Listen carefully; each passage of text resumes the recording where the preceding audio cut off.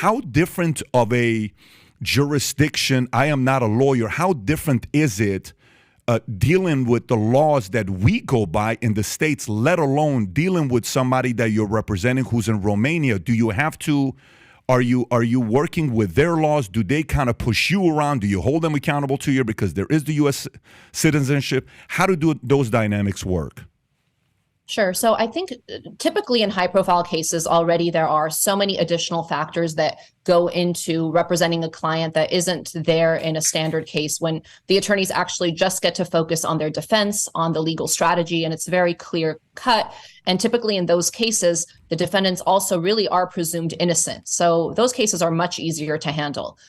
The high profile cases, to begin with, once information is, and it's almost exclusively leaked by the prosecution or the police, the information comes out, it's always out of context. The defense can't really respond to it as far as to address the details, because there's an ongoing investigation. You're not supposed to be talking about those facts. So you're really at a disadvantage. And the public starts getting a false picture of what the case is about, what the evidence is. And so, already in a high profile case, you're dealing with the court of public opinion, everything that's coming out, combating the misinformation that's circulating. And so those are challenges. Now you add to that, all of this happening in a foreign jurisdiction. And yes, it makes it much more complicated. There's, difficulties. Like for now, I have not actually been able to visit the Tate brothers in jail. While I was in Bucharest, I went numerous times to the jail with my Romanian colleagues. We took all the paperwork. And I was told that it's ultimately the prosecutor's decision, and the prosecutor, until now, still hasn't approved the request. I mean, we're still trying, and hopefully I will get to see them. Of course, my preference would be to see them out of custody, but depending on the timing. However, it's difficult to, you're in a different time zone. All of the documents are in the Romanian language, so we have to have everything translated, or I'm relying on my Romanian counsel to interpret things for me. Their system is different. So it's, and the politics of it are different. So it's certainly very challenging. Is that a protocol that the prosecutor can use according to the Romanian laws to not allow you to meet with your client? I mean, is that a common thing they do there? Or do you have leverage to say, no, I have to see my client. This is how the laws work? So unfortunately, I don't think it's very common for U.S. attorneys, or I should say even attorneys who are not Romanian, to be trying to visit Romanian clients in jail. So it's not a common occurrence to begin with. And according to my Romanian counsel, they say this is how it works. It's standard. Now, if this was not the Tate brothers, would this have been approved by now? I'm not sure.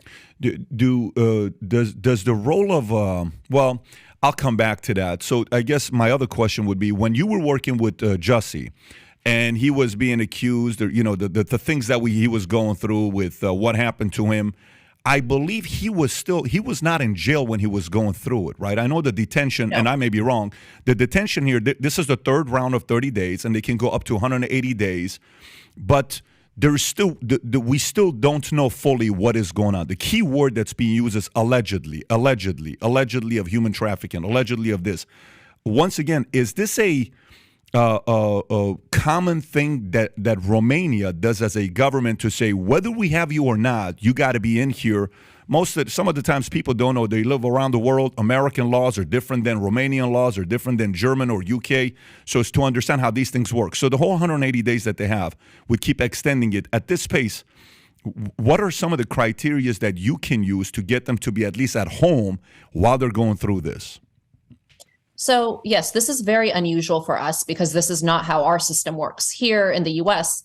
Typically, and it varies a little bit by jurisdiction, but typically they have 48 hours to, hold you before they either have to charge you or release you.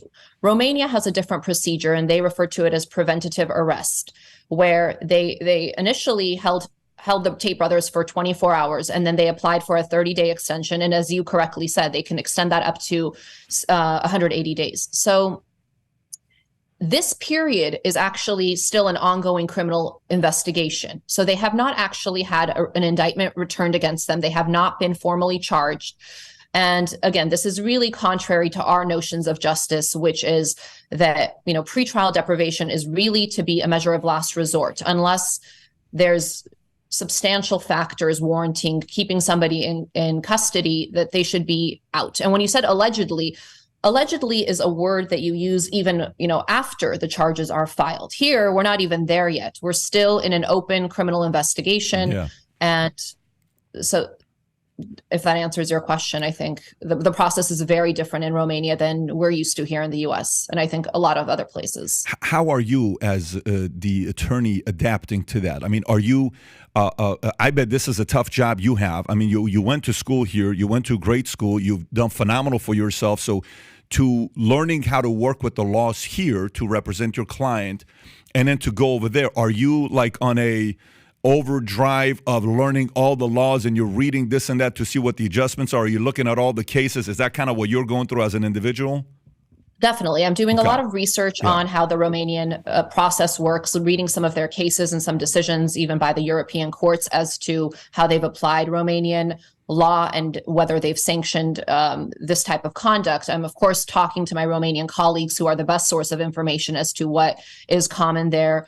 So there's a lot to take in, but obviously, when you asked how I'm dealing with it, for me, it's much easier to deal with as the attorney on the outside. It's much harder to see my clients who are in jail, and it makes my job a lot harder when I can't easily communicate with them. So that's the biggest, I think, factor here, is the fact that I would have stayed in Bucharest had I been granted access to visit with them frequently, but that's been the biggest challenge for me so far. If that happened in America, you could make calls to get Congress or somebody, a senator or a congressman or a congresswoman, to make the call and say, what is this all about? You can't be doing this, right? So who can you call? Because the part that makes it complicated with this, if you have a political figure, let's just say you have a political figure, and if they're a Democrat, the president's Democrat, well, you make the phone call. Hey, listen, this is if you have a Republican, Trump saying, hey, Roger Stone, hey, you got this. What is going on over here? Can you guys make the call? This doesn't make any sense. Who can you call to say this is not a fair thing they're doing? I mean, who I did call when I was in Bucharest was the U.S. Embassy to see if I could get assistance with this. But they pretty much just deferred me to my Romanian counsel and said I have to work with them and follow the procedure that they recommend. So ultimately, they weren't really much help in me trying to achieve that. How much of that do you think is because him being a controversial figure, and he's called out pretty much everybody under the sun?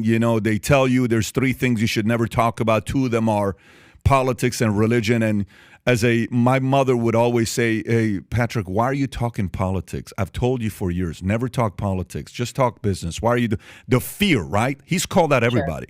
Sure. So how much of that has to be with him calling out the people in power? They're like, if there's anybody we're not helping, we are definitely not helping Tate. I would be guessing, but I certainly would think in a case that didn't involve maybe Andrew Tate, that the U.S. Embassy would have been more helpful when it involved a U.S. citizen. Yeah, I would probably give the answer as well if I was in your situation. But for me and many other people that are listening, they would be thinking maybe there's some of that going on as well. Let me transition. I got the WhatsApp messages. I want to get to a part of that as well with the messages that came out. But the other question I would have for you is, with them saying, hey, now that these messages have come out, we are thinking I'm going to be suing them for $300 million. I'm sure you saw that tweet that came out. I saw your answer on this, but some of the audience may not know about it. Are they actively, personally, do they have access to the internet? Are they tweeting, or is all the tweets that are coming out or the messages or the email that's coming out, it's somebody else emailing, tweeting on behalf of TATE'S? It's not. Yes, they don't have access to Twitter or social media. So they're in a jail cell with very limited access to just phone calls that are all recorded. They don't have access to social media. So yes, they're not posting anything themselves. Got it. You said phone calls that are all recorded. So whoever they have a call with, it's all recorded. Yes. And so even if you want to talk to your client, they're recording all the calls you're having with your client? Yes. So as I said, it's very challenging to oh my God. not be able to visit the client in person and to be having limited communications, which of course, are recorded phone calls. How do you strategize? How do you say, hey, because you need intel, so who do you get intel from to be able to defend? There's only so much you're going to get if you can't have and you can't ask the question if you know it's going to be recorded, because who do you trust? If you know the calls are being recorded, you almost can't trust having any conversations with them, because it's all going to leak to somebody. How do you manage that? We're aware of the fact that the calls are recorded, as are the clients, of course. And at this point, the strategy really is just for us to try to get to the truth. And how do we find the truth? So it's obviously limiting, and we keep the conversations short and discuss what we need to, but it poses certainly a big challenge. Tina, is that also the case in America? So if you want to talk to a client of yours and you're going to go and have a conversation with them, is it 100% recorded? You have to assume that everybody else can hear the conversation, or are you able to have one-on-one convo with your client without anybody hearing it? So typically jail calls are always recorded. Now, when it's an attorney call and you announce that at the beginning of the call and you say, this is Tina Glandian, this is an attorney-client phone conversation, they're either supposed to stop the recording, or later, if it was automatically recorded, they are not to listen to anything that's attorney-client. So even if that gets bypassed in some cases, they can't use it because they're not allowed to record the attorney-client communications. But it's not unusual, because calls are also recorded here. However, when you get to visit in person in an attorney-client context, you should be in a setting that's not recorded. Do you trust it in America? Like, is it even a thought? Like, do you guys as a group sit there and say, listen, ask the question, but make sure it's not all the questions. Just be aware that somebody could be listening to it. Or is it a code where it's like, no, talk freely. As long as you say it's a lawyer, you don't have anything to worry about?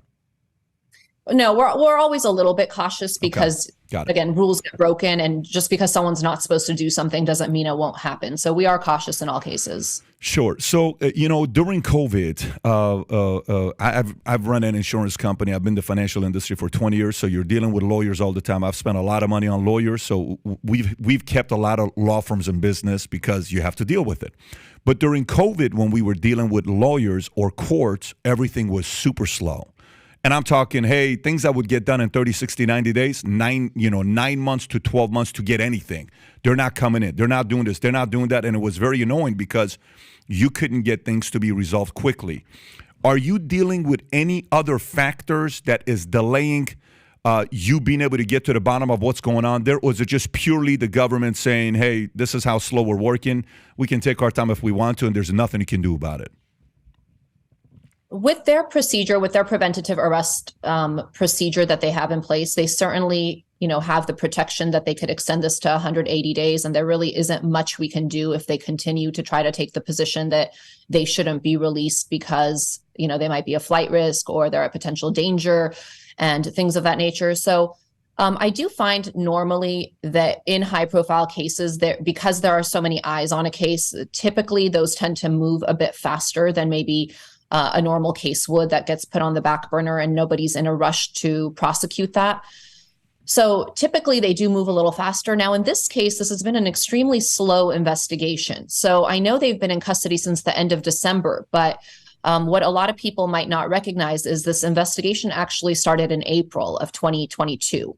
And there was allegations made at the time. Police did a raid, they investigated, and there was nothing to those allegations. So, but they did open up, a bigger investigation. And another fact, because you did bring up the $300 million, you made some reference to a potential lawsuit about that. Mm-hmm. And so just to make this clear, what happened is after this investigation happened in April, and it was shown that the allegations were false and the police, made no arrests at the time, the Tate brothers actually filed criminal complaints in Romania against the two women who made these accusations. And again, that's not a fact that's been widely reported, but that is an open criminal investigation against the women. And that started, almost 8 months before the Tate brothers were ever arrested or, investigated really for any of the criminal accusations that they're currently being investigated for.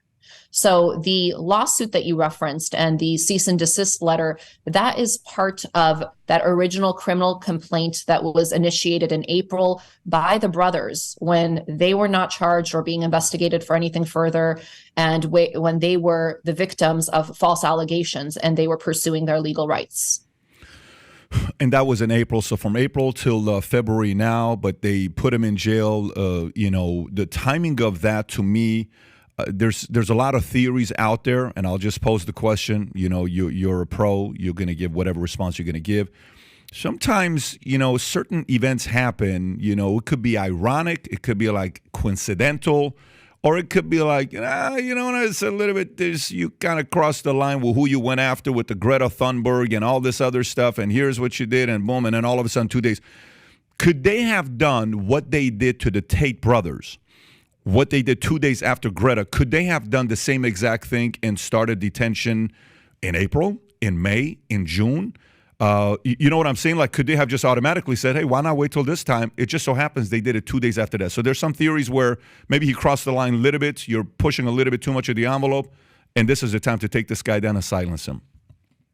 So I guess to break it down a little bit, what they were initially, the allegations that were made in April were that these women were being held against their will by the Tate brothers. And that was investigated, and that there was absolutely no truth to that. So they were not, their status when the investigation started of the Tate brothers were as witnesses. And so Romania has different categories that they put people in.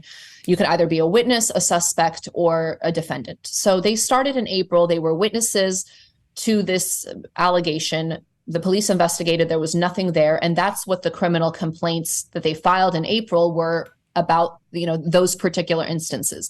Now, since that time, I think, police began to surveil the brothers and were, I think, trying to find something to further investigate. And again, I don't want to speculate as to the reasons why they were trying to, find further allegations to investigate.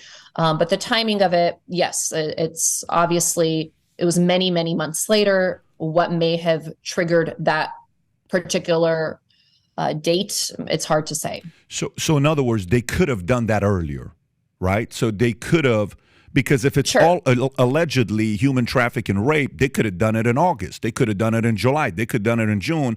They just so happened to choose to do it 2 days after that. And I know that whole one thing where people were like, well, if you're going to order pizza, why would you put the pizza? That was already debunked, and that's not even a part of the conversation. If they wanted to get him, they're going to get him. It's not like they're going places they're not going, avoiding places. This is specific about the fact that could the government have come in and taken him to jail and put him in detention in any other month except the time that they did it at? Yes, because again, this is preventative arrest. It's not like they had, enough evidence to charge them with crimes. This was a preventative arrest because they were investigating. They certainly could have done this, weeks earlier if that's what they chose to do.